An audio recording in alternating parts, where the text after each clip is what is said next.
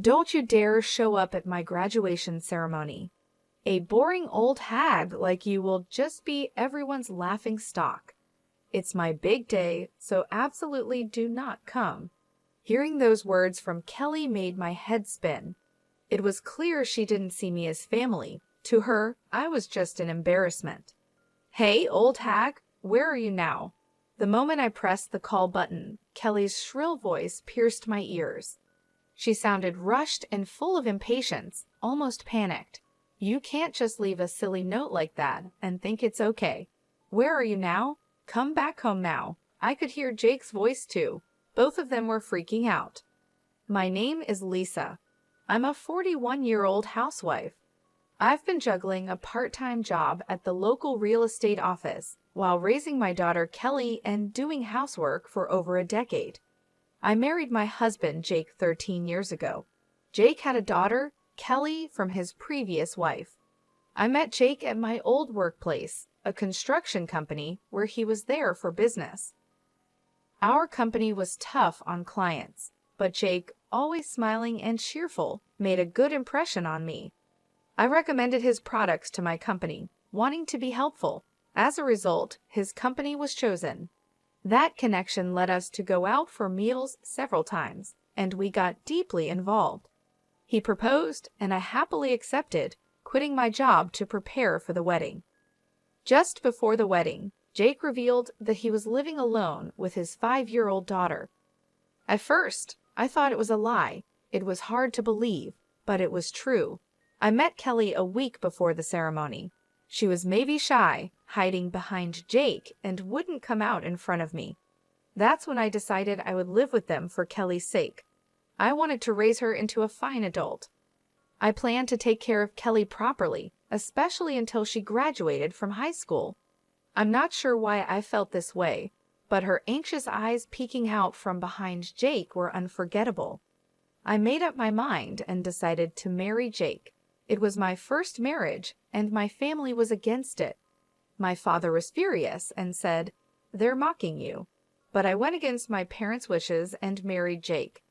If I had listened to my parents, I might have avoided the trouble that was about to start.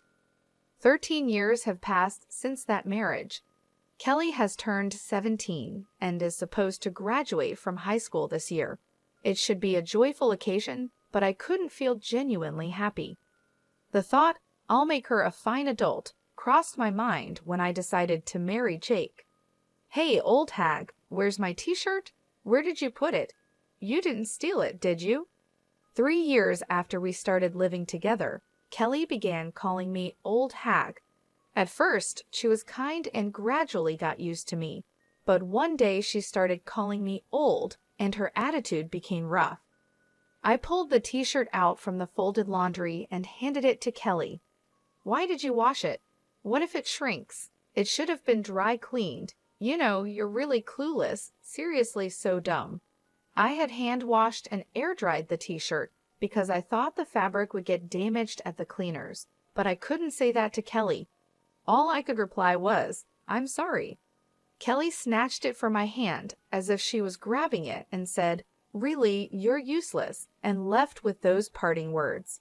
Her words were sharp and pierced my heart. I couldn't argue back, so I just apologized.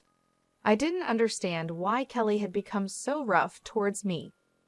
At first, I thought she was teased about her father's remarriage, but it seemed that wasn't the case. Around that time, Jake's attitude began to change. He used to smile all the time when he was working, but recently he had stopped showing his smile at home and had become grumpy. He had started calling me "hey" and "you." As Jake's attitude changed, so did Kelly's towards me. I thought there might be something lacking in me, so I made sure not to slack off in household chores and watched over Kelly carefully. I wanted Kelly to grow up to be a respectable adult, but instead, her attitude got worse every day. She called me old hag all the time, and I never heard a thank you from her anymore. It was strange because at parent-teacher conferences, her behavior in class was normal, with no signs of roughness. Jake also talked normally with her and sometimes even smiled. This terrible attitude was only directed at me, which hurt my heart even more. I couldn't talk to Jake about it because he had become distant and completely different from before. I had no one to talk to and felt very alone. Living with a heavy and dark weight on my heart, I was becoming isolated in my own home. Since middle school, Kelly had stopped telling me about school, and Jake attended the events. I had to learn about school events from neighbors. Jake and Kelly seemed to get along well, often going out together. I wanted to be treated as family by them too, and had hoped we could live together happily. It was unbearably painful that it wasn't happening, and Jake's attitude was getting worse. "There's dust on the stairs. Clean it up. You're a stay-at-home wife, aren't you? We're running out of toilet paper. Are you even cleaning the bathroom? You really are so clumsy." These were the kinds of things Jake frequently said to me. When we first got married, we each had our roles in household chores. Jake used to do housework while living with Kelly. At first, he was happy that we could share the chores. Now, I'm doing all the household chores. Jake once said that it's ridiculous for a stay-at-home wife to do all the housework. Kelly was an easy child to raise, but somehow that made me feel worse. When I tried to discuss it with Jake, he dismissed it with, "You're not trying hard enough." In the end, it seemed like everything was my fault. The more I tried to talk to Jake, the more a heavy fog clouded my heart. He would nitpick my every small mistake in housework relentlessly. "Can't you even clean properly? Haven't you learned anything all these years? Do you lack learning ability?" Jake looked down on me with disdain. All I could do was apologize. "I'm sorry. I'll try my hardest. Please forgive me." Jake sighed heavily, clearly exasperated. "Even if you try your hardest, you won't be able to do it. That's why you get scolded. Always saying you'll do it, but you've never managed it, have you?" His words continued to chip away at my heart. As time passed, my heart grew weary, and Kelly turned 18.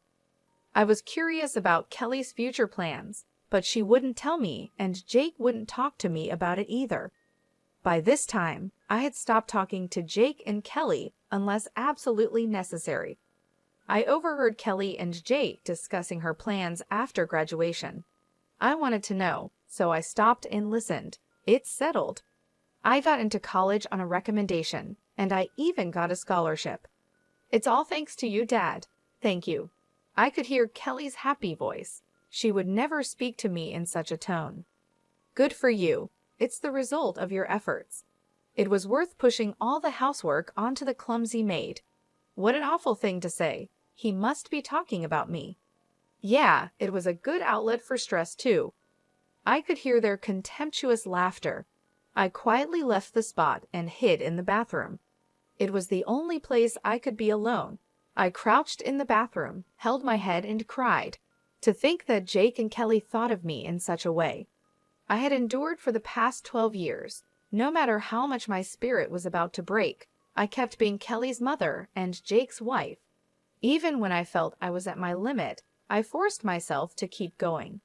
There were times when I felt I couldn't get up, but I made myself get up, make lunch, prepare breakfast, and do the laundry and cleaning. If I were honest, I would have preferred to just lie down, but doing so would surely make me no longer needed by Jake and Kelly.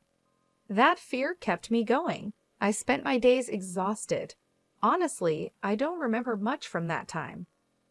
One day, when I was out shopping, a neighbor shocked me with the news. The next day was Kelly's high school graduation ceremony. I couldn't admit I didn't know, so I just smiled vaguely and left. As soon as I got home, I collapsed onto the sofa. I had always thought of making Kelly a respectable adult. Graduation from high school was supposed to be a milestone for that. Again, I was the only one left out in this house. I am not allowed to have a smartphone or use a computer. All communication and information came through Jake and Kelly, and they chose to keep me in the dark. I have a simple flip phone that can only make calls. Jake handles all interactions with the school, so I don't even have anyone I can call a mom friend. I have no way to learn about school information, Still, I found out about sports days and performances from neighbors' conversations and kids' chats on their way back from school, and I secretly attended them. I wanted to properly attend the high school graduation and celebrate her step into adulthood. As I was crying on the sofa, Kelly came back from school. "Hey, old hag, what are you slouching around for? It's depressing. You're making the whole house dark. Can't you do something about it?" Kelly glared at me. It was her fault, yet she acted like this. If Kelly had told me the date of the graduation ceremony, I wouldn't have felt this way. For the first time, I felt anger slowly rising from the depths of my heart. "The graduation ceremony is tomorrow, isn't it? Seems like you didn't tell me." I questioned her with a feeling of blame. Kelly looked slightly taken aback by my defiant words, but exaggeratedly sighed to cover it up. "So what? You wouldn't come to the graduation anyway, so why does the date matter to you?" I tilted my head in defiance at Kelly's words. I never said I wouldn't go to the graduation. "Don't come. If a boring old hag like you shows up, you'll be everyone's laughing stock. It's my big day, so definitely do not come." Kelly's words about being everyone's laughing stock made me dizzy. Clearly, Kelly doesn't think of me as family. To her, I am an embarrassment. I thought this time would be different, but she wouldn't see me any other way. "Don't come."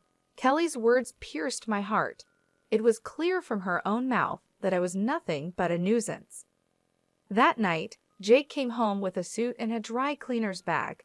He had sent the suit to the dry cleaners himself, without asking me, of course. Jake knew about Kelly's graduation. As I looked at the suit, Jake said with a pitying look and a smirk, "Right, Kelly didn't tell you. Clearly, I am the least needed in this house." Thinking I was family was just my wishful thinking. At that moment, I realized my heart had long reached its limit. That's why I decided to stop being a family.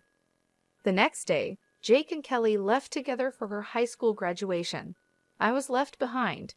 Moreover, Jake told me, "We'll eat out tonight, so we won't need dinner." I wasn't invited. The old me would have just cried and taken it. But those days ended today. I had decided to leave this house. I made up my mind last night.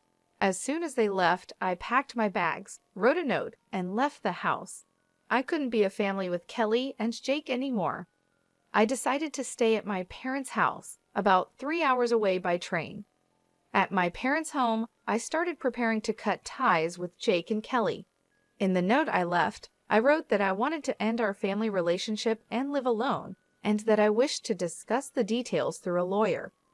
I hadn't found a lawyer yet, but my father would likely know one. My family owns a lot of land and is known as wealthy landowners in the area. My father also owns considerable real estate and is well known locally.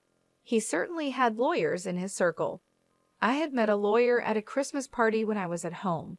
Besides finding a lawyer, I had to sell the house where Jake and Kelly were still living. The house was built on land owned by my father, and the construction costs were covered by me as a wedding gift. I had been repaying my father little by little with the money I earned from my part-time job in real estate, which was also introduced by my father.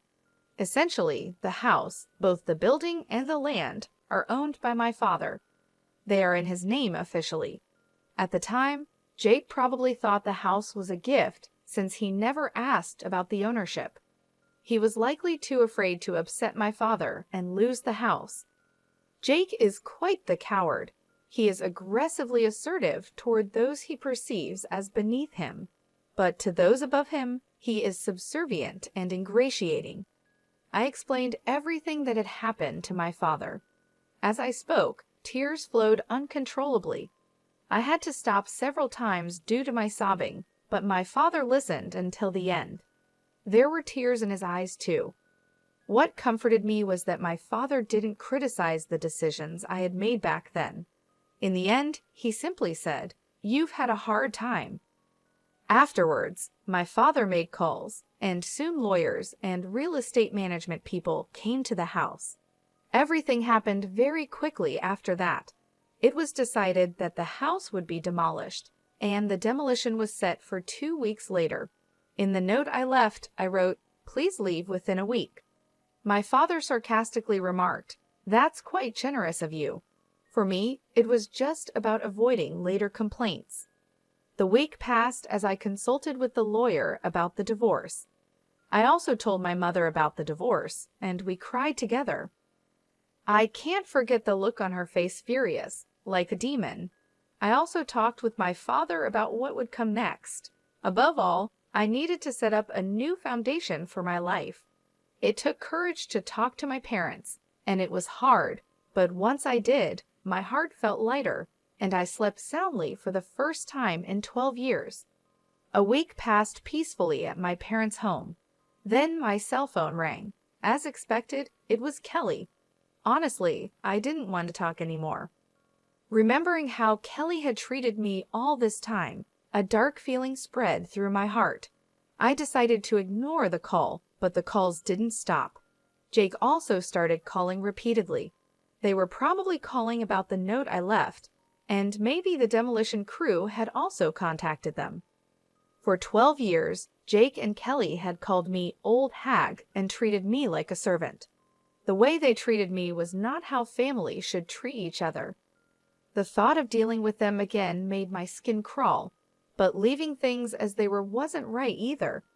I couldn't move forward without settling the past. If I ran away now and left things unfinished, I wouldn't feel at peace. After the way they treated me, it was time for Jake and Kelly to face the consequences. I braced myself and answered the phone. "Hey, old hag, where are you now?" As soon as I pressed the call button, Kelly's shrill voice pierced my ears. Her tone was rushed, full of impatience and panic. "Leaving a ridiculous note like that? You think that's forgivable?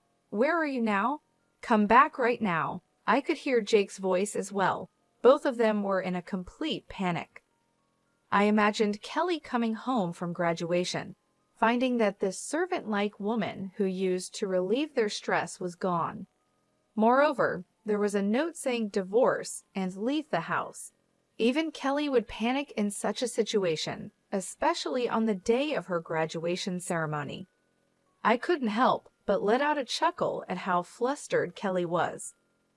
Who is this?" Kelly seemed surprised by my response and stumbled over her words. I hung up the phone. Afterwards, I called the real estate management company to check when the demolition was starting. It was scheduled for tomorrow as planned, and Jake had already been notified. I asked to postpone the demolition to the day after tomorrow and requested that Jake be informed of the one-day delay. The one-day reprieve was granted. Jake would probably come here then. I was ready to deliver a heavy blow to Jake and Kelly. There were dozens of calls from them, but I ignored them all. The next day, around noon, I heard the doorbell and knocking. It must be Jake and Kelly. They probably wanted to come earlier, but the poor train connections made it take a long time. Jake and Kelly were panting heavily, looking really anxious. I had arranged for my parents to stay out of sight, so it looked like I was the only one home. I showed Jake and Kelly into the living room. Jake entered the house hesitantly, intimidated by my father, who is a wealthy and well-known figure in town with a commanding presence. Jake probably sees himself as beneath my father. On the other hand, Kelly wasn't intimidated at all. She seemed determined to confront me and take me back. Kelly slumped into a chair in the living room, crossing her legs and arms, silently motioning for me to sit opposite her. I prepared tea slowly and calmly before sitting across from her. Growing impatient, Kelly started to speak. "What the heck is all this about?" Jake, who was sitting next to me, placed the note I had left on the table. I just stared silently into Kelly's eyes without any reaction. Kelly looked away first, trying to shake off the awkwardness with a laugh.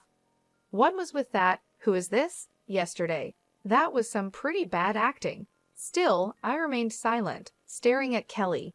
She became uncomfortable under my gaze, shifted in her seat, and continued talking. "Look, you can't make it on your own without us. You're nothing but trash." I almost reacted to Kelly's harsh words, but managed to restrain myself because I could hear the tremor in her voice. Kelly must be putting on a brave front. So far, Jake had been silent, just watching how things unfolded. Stop being so stubborn and come back home. Kelly berated me with harsh words, trying to confuse and drag me back home. The more excited Kelly got, the calmer I responded. I don't have a family, do I? Oh, I do have parents, but you two aren't my family, are you? I said. Kelly, for her part, probably felt out of her depth. She started talking loudly. What are you talking about? You and Dad are my family, right? Hey, Dad, that's right, isn't it? Kelly must have felt at a disadvantage alone, so she asked Jake for help. Jake looked around nervously and, seeing that no one else was around, seemed relieved and started talking to me. That's right, you can't live without us, just like Kelly says, so you're coming back. Jake began to act all high and mighty when he saw my parents weren't around. Looking back, I realized what a cowardly man he is. As I said before, I have no family, I answered firmly. No matter what Jake and Kelly say, I'll keep treating them as strangers. Jake and Kelly are not my family. If they were, they wouldn't treat me like a slave. Family is about holding hands and helping each other. When someone in the family is in trouble, it's normal for the family to support them. However, Jake and Kelly were different. They've been treating me as a servant and an outlet for stress for over 12 years. Jake and Kelly insist that this is normal. They're unaware of how terrible and wrong it is. They've been oppressing me unconsciously. I'm amazed I've put up with it for 12 years. I'm impressed with myself. It all started when I saw Kelly peeking from behind Jake. I was bound by my own words to raise Kelly into a fine adult. Because of these words, I've been desperately serving Jake and Kelly. That's why I endured until her high school graduation. I had decided that when Kelly graduated from high school and was ready to leave, it would be time to draw the line. I had a faint hope that Jake and Kelly would change their attitude towards me by then, and we could be a family. But they betrayed my expectations, leading to this situation. Everything was decided by their attitude the day before the graduation ceremony. So I'm facing them with the appropriate attitude now. Jake and Kelly are no longer my family, which is why I don't treat them as family. Kelly started to change her tone, realizing the seriousness. We are family, aren't we, Mom? Stop putting on this silly act, please. Before I knew it, she had switched from calling me old hag to Mom. Apparently, Kelly began to understand that things wouldn't go as they used to. Jake watched anxiously as he looked at me and Kelly. You may not be my birth mother, but we've lived together all this time, so please listen to my request. Kelly unfolded her crossed arms and clasped her hands in front of her. She had been sitting back, but now she was leaning forward. I have no obligation to listen to requests from someone who isn't family, I continued, keeping my emotions in check. Tears appeared in Kelly's eyes as she pleaded desperately, please listen to me. That note was a lie, right? You're not really going to sell the house, are you? It can't be true because you are part of our family, Mom. I felt disgusted by the way Kelly said Mom. What concerned her was the house, not me. She must be anxious about losing her home. It's true that the house will be gone. Is that what you're worried about? I asked. It seemed all that mattered was having a place to live, even if I wasn't there. No matter how much Kelly begged, my feelings wouldn't change. Kelly hung her head and cried.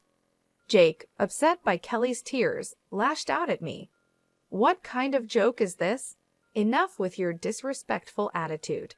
What's with that note? Come back right now and stop the demolition. I responded with suppressed emotion in my voice. I can't. It's already decided. Do you think you can do this to your family and get away with it? Jake yelled. That's why I keep telling you, you are not my family, I replied, but neither Jake nor Kelly seemed to be listening. Enough already. Haven't I been saying we're not family? I thought, feeling like I was repeating myself. Jake suddenly stood up and slammed his fist on the table.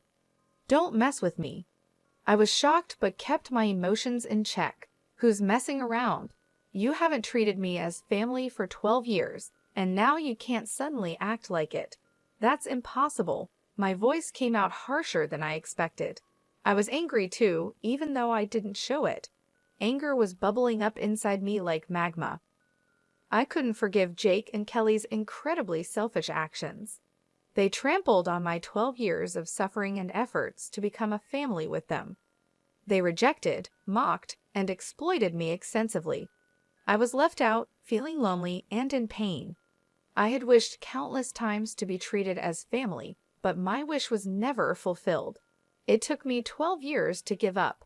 I continued to strive to build a relationship as Kelly's mother, as family, but it ended like this. A self-mocking smile appeared on my face. Seeing my dry smile, Jake and Kelly stared at me in shock. Jake seemed to lose strength and slumped down into his chair. These two never understood my feelings and tried to exploit me until the very end. I cared for Jake and Kelly, but they never cared for me. No matter how much I cherished them, they never cherished me. And now, when they're in trouble, they try to use me, claiming we're family, something they never believed in. It's too convenient. I feel not just a headache, but even nausea. Why did I put up with these people for 12 years? Looking back, it's strange, but it's pointless now. There's no future for the three of us together anymore. All I can do is make Jake and Kelly acknowledge their guilt and make amends. I no longer expect anything from Kelly or Jake, nor do I trust them. Jake stood up and apologized deeply. I'm sorry, please come back, I'm begging you. No matter how he apologizes, it doesn't resonate with me at all. I won't reach out to help, and I definitely don't think about living together. Enough already. I'm not your family anymore. I'm a stranger to you. Kelly also began to apologize deeply. I'm sorry, please forgive me. We're family, so I want to go back home together. I'm appalled by her selfish way of speaking. After treating me like a stranger for 12 years, now what? Come back because we're family? Did she think I'd be okay with that? That's too naive. No way. It seemed I could no longer keep my composure. Words I would never have said before came out of my mouth. I don't want to hear your excuses. I can't trust any words anymore. I definitely can't think of us as a family ever again. Then I placed a single piece of paper in front of Jake. It was a divorce form. Of course, I had already signed it. Hurry up and sign the divorce form. I'll file it myself. Write it here right now. Jake shook his head vigorously, then showed me a smile. Think it over, okay. I was shocked at how bad Jake was at the end of our life together. He really is a small-minded man. I had always misunderstood Jake's ingratiating smile. The smile he showed when we first met was a sleazy expression of sizing someone up. I mistook it for the smile of a kind person. Thinking about it now still makes me angry. I stood up and called for my parents in the back. My parents then entered the living room. Jake's mouth hung open, as if his jaw had dropped. Father-in-law, he stammered. My father glared sharply at Jake, and my mother also looked stern. Just being glared at made Jake shrink and cower. I'm very sorry. Jake started apologizing deeply and forced Kelly to do the same. I've troubled you because of Lisa's misconduct. I thought I heard wrong. My misconduct? Was Jake still trying to evade responsibility? My father's eyebrow twitched, but he remained silent. Lisa, well, she left home on her own, so I was just trying to persuade her to come back, right, Kelly? Jake urged Kelly to agree with his ridiculous story. Lisa's misconduct. Don't joke with me. My father's loud voice echoed through the house, making the windows rattle. Jake and Kelly gasped quietly. My father stood in front of Jake, meeting his gaze. How can you say Lisa was being selfish? You only think of yourself. You really are a petty man. Then he turned to Kelly. You've done some terrible things too, Kelly. What did you think of Lisa? You did it again. My father's loud voice reverberated throughout the room. Kelly must have been really scared. Her body was trembling. My father stood towering over them with a stern look. Kelly, you've been causing problems at school too. I've looked into it. Using my father's connections, we hired a private investigator, and it turns out Kelly had been extorting money from a girl at school. The victim was too scared to confide in anyone, but my father arranged for her to file a criminal complaint. Kelly, with wide eyes, exclaimed, "She ratted me out, didn't she?" I felt like I had seen Kelly's true nature. She hadn't reflected at all. She was only thinking about getting through this situation. "And you, Jake, you've been embezzling money from the company." This too was revealed by the private investigator. Jake had been making fake business trips. I hired the investigator to strengthen my case for divorce, but the investigation uncovered appalling facts about both of them. "Why? How could you even? Was it her?" Jake reacted just like Kelly, showing no remorse at all. They were so bad at accepting their fate. Neither of them would escape punishment from me. They would face societal sanctions too. Then my mother spoke up. "All right, the discussion is over. Sign the divorce papers and leave this house immediately." Jake, sobbing and muttering "no, no," gave up when my father handed him the pen. He sat down and signed the divorce papers. I glanced at the clock. It was almost 8:00 p.m., and the last train was at 8:25 p.m. If they missed it, there would be no trains until tomorrow morning. In this small town, there were no other means of transportation. If they didn't catch the last train, Jake and Kelly would miss the demolition scheduled for tomorrow. They probably hadn't packed their bags, thinking they could persuade me. While I was hesitating whether to tell them, Kelly suddenly said something unbelievable with a sulky attitude. "But this divorce was initiated by you, right, Mom? Dad, you should get alimony." Kelly must have been desperate after being exposed. My parents looked shocked. "That's impossible. What you two have done is outright domestic abuse and a crime," I said. Kelly, momentarily taken aback, retorted defiantly, "Show the evidence then." I placed a notebook on the table. "This is a diary I've been keeping since we got married." Kelly glared at me with a mocking look. "You don't even have a smartphone or computer. What kind of evidence could you possibly have?" "You seem not to know that a diary can be substantial evidence. It's not just videos, audio, and pictures that count as proof," I explained. Kelly looked dumbfounded. "Yes, our lawyer agreed too. This diary is valid evidence." Jake and Kelly finally hung their heads in resignation. I exaggeratedly checked my wristwatch. "The last train has already left. I guess you can't get back home tonight." Mother also looked on with a smug face at Jake and Kelly. "That's right. There are no taxes around here either. I wonder if there's even a decent hotel nearby. Well, our business here is done. Get out now." Jake and Kelly were rushed out of the house. They probably couldn't believe the last train left so early.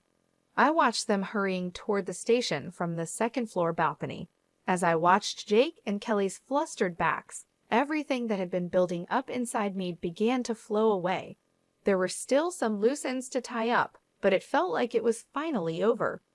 Jake and Kelly missed the last train and, unable to catch a taxi, ended up walking for about an hour to a hotel. The next day, when they got to the house, the demolition had progressed, and they managed to salvage only their clothes. Actually, I had temporarily stored the furniture, appliances, and my personal items in a warehouse, but I didn't tell Jake and Kelly. I got a report from the lawyer that the divorce was finalized, including a claim for alimony. Jake was reluctant to pay, but his company was pressured to ensure the payment. According to the private investigator, Jake was fired from his company for embezzlement. Kelly ended up getting involved with the police and was expelled from both college and high school. Jobless, Jake could only afford to lease a small, old apartment far from the station. He lives there with Kelly, who dropped out of high school.